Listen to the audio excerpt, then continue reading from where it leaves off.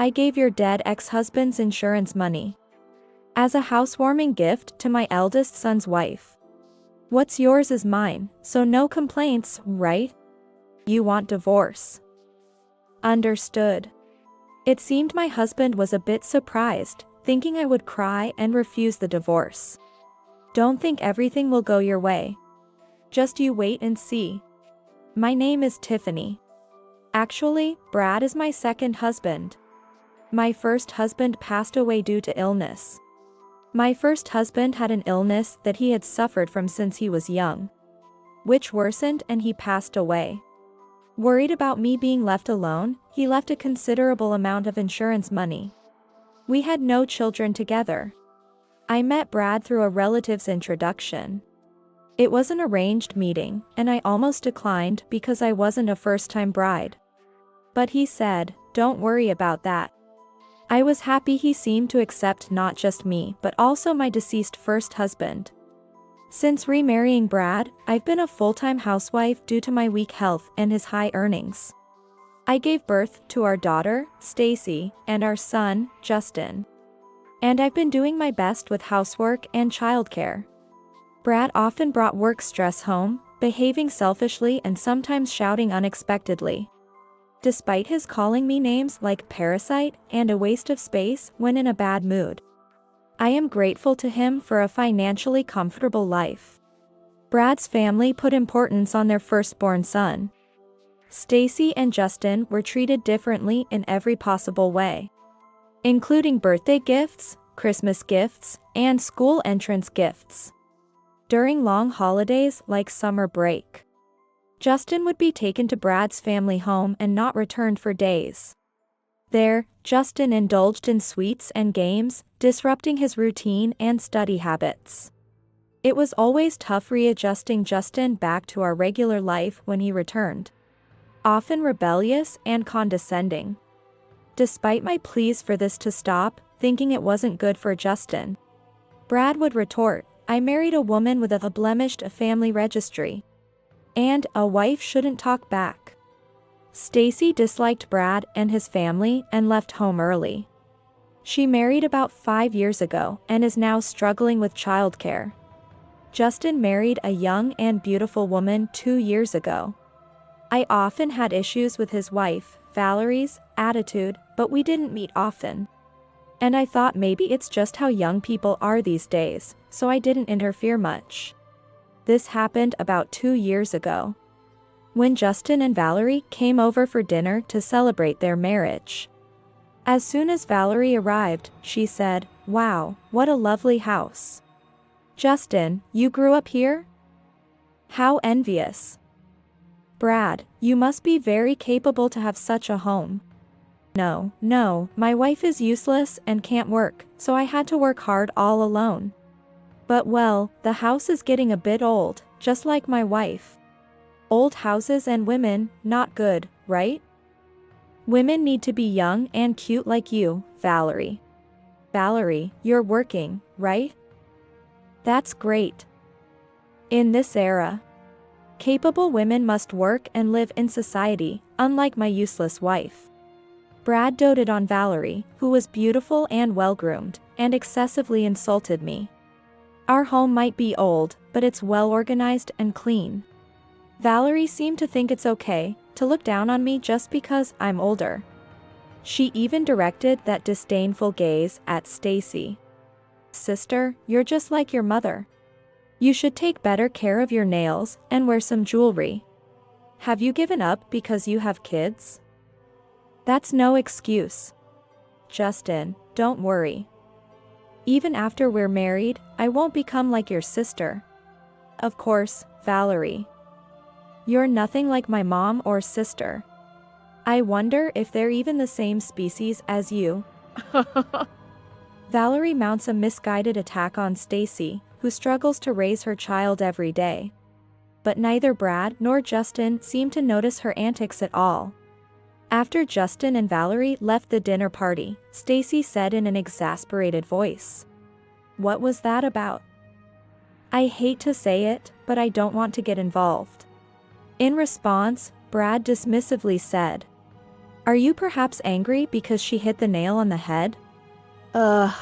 Women's jealousy is so ugly. Stacy, with a look of deep dislike, replied, Dad, you need to look at things more calmly, or you might lose your way. Don't talk back to me like that, Stacy. You're always so cheeky. Just go home, go home. Brad, upset, secluded himself in his room. Mom, if you have any troubles or concerns, please consult with me immediately. I'm worried about you. Stacy left after saying that. One day, I was having tea at a nearby cafe, invited by Stacy. Since that incident, Stacy seemed to invite me out more often, maybe to check if I was okay.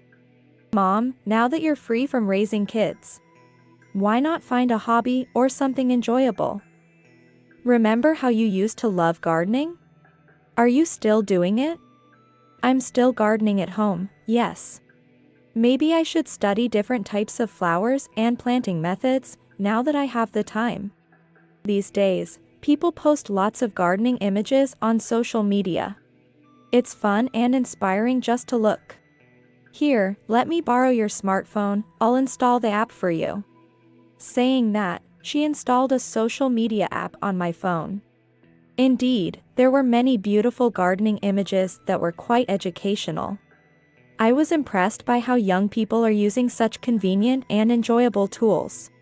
From that day, I started browsing various posts whenever I had time. I could even search for information on local botanical gardens and cafes. One day, a particular post caught my eye. It was about a new Italian restaurant in our neighborhood, a place I had wanted to visit. Brad always limited my dining out, saying, "Don't waste the money I earn." The post showed a couple, presumably on a date, dining together. Their faces weren't shown, but glimpses of their hands, a luxury brand bag, and car keys were visible. However, the bag and the style of the nails looked similar to Valerie's. And the man's hand didn't seem like Justin's. I was a bit bothered by this, but since it was just a post on social media with no proof, I felt uneasy but couldn't do anything. When I mentioned it to Stacy, she said, "Understood. I'll look into it a bit." Recently, Justin and Valerie came to report that they were building a new house. Valerie had incorporated many of her desires into the stylish design.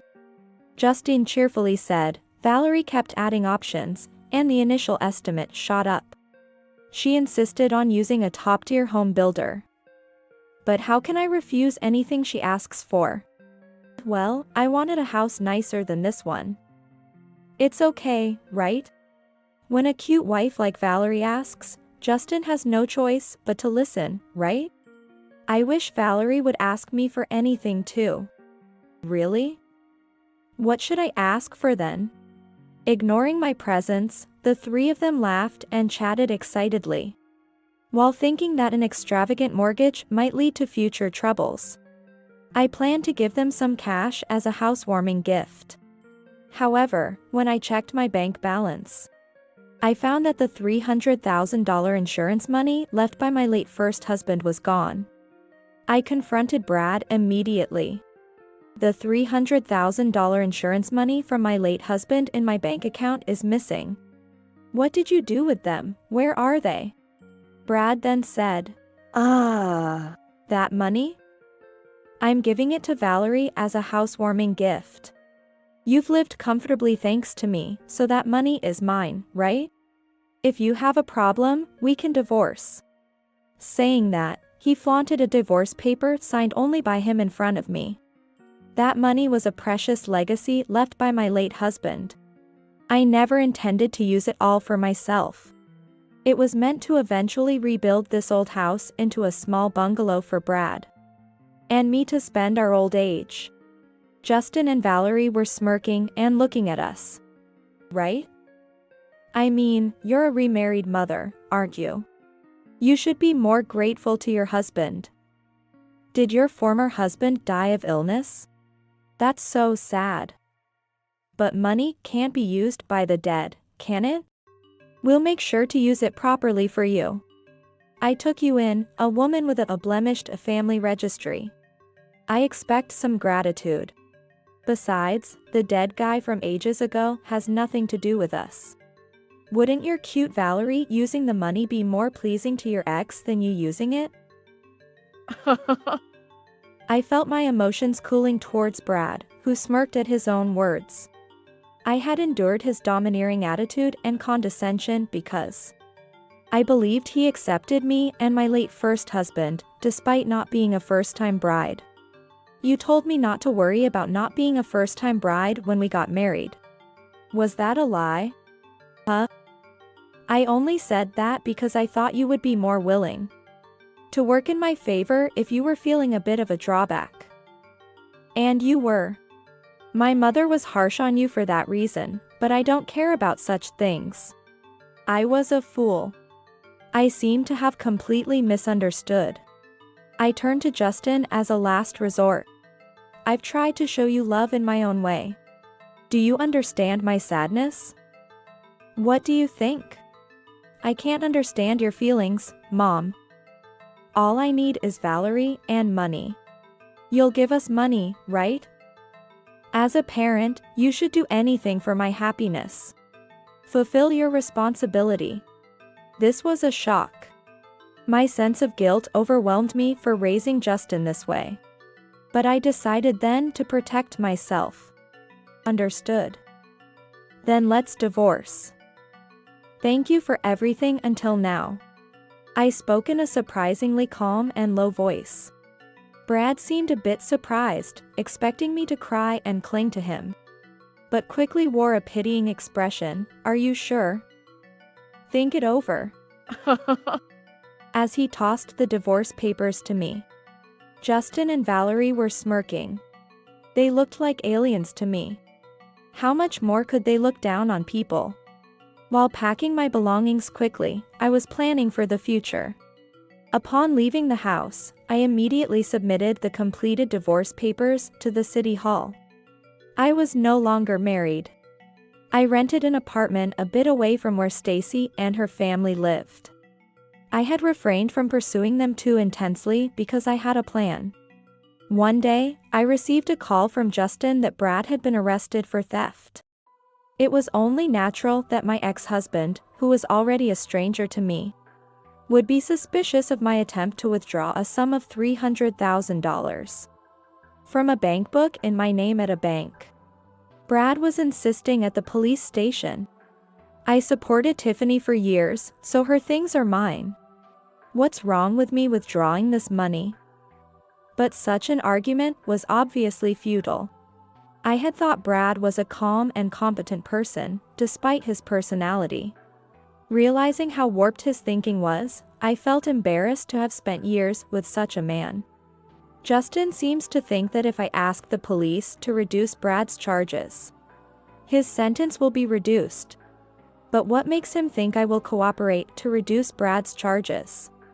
We're divorced now, and it has nothing to do with me. Don't contact me again, I said and hung up.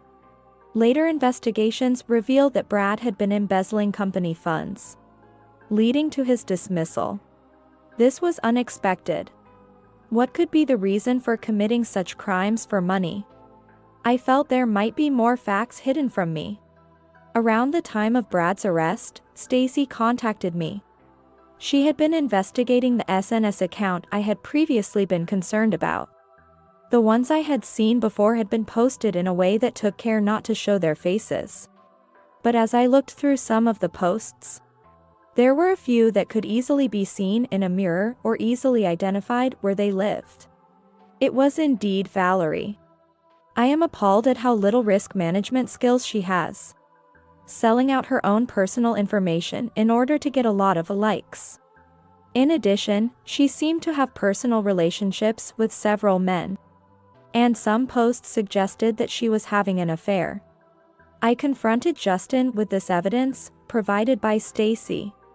Justin was furious and confronted Valerie, who definitely said, "If you have a problem, we can divorce, right?" Despite his feelings, Justin couldn't bring himself to divorce her. However, some of Valerie's affairs were with married men. or those in significant professional positions, causing complicated negotiations and procedures. Valerie had received a severe warning from her workplace for slander on social media, leading to her resignation. It's a behavior that is typical of Valerie, who has an unusually high level of pride.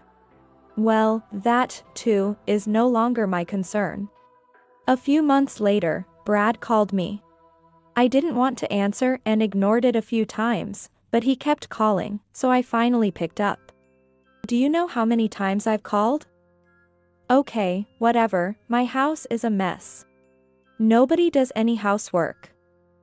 It's like a garbage dump.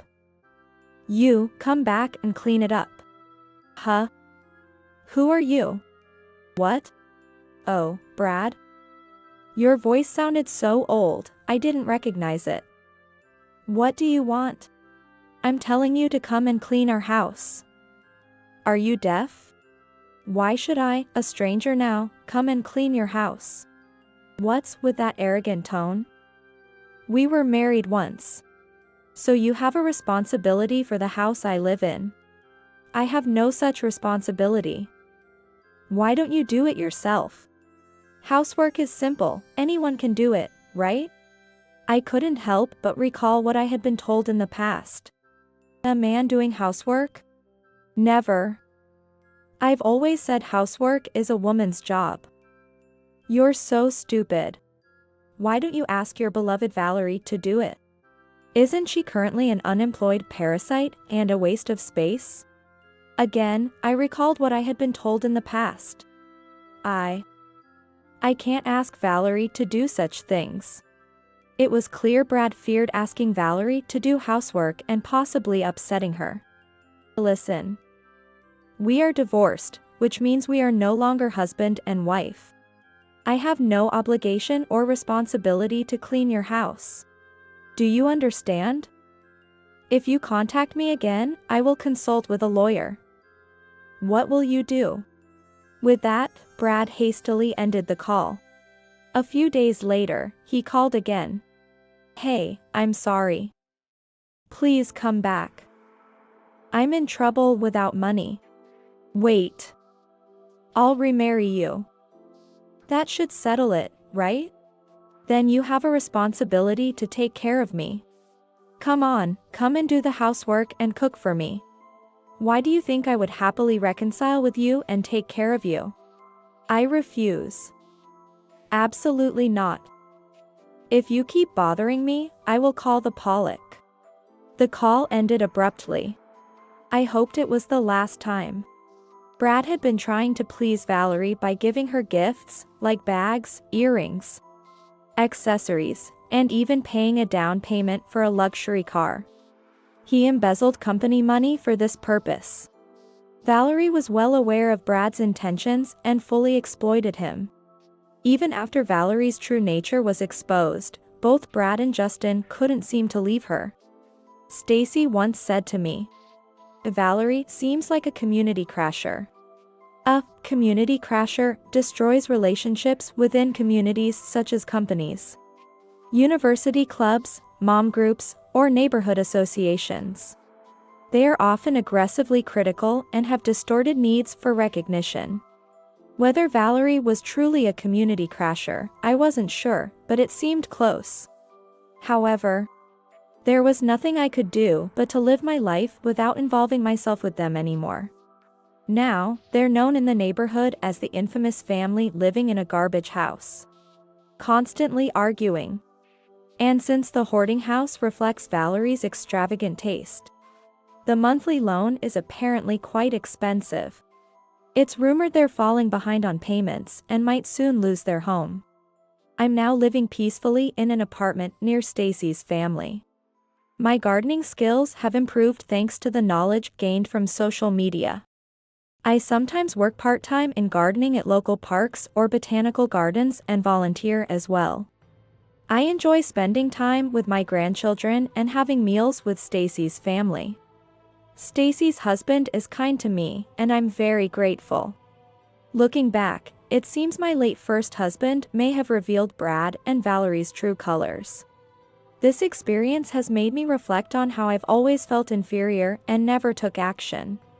I've inflicted emotional wounds on myself and especially on Stacy. I regret how much Stacy must have suffered as a child, and I feel sorry for Justin as well. From now on, I plan to think for myself and interact with those who cherish me and whom I cherish. It's never too late to start. My life is just beginning.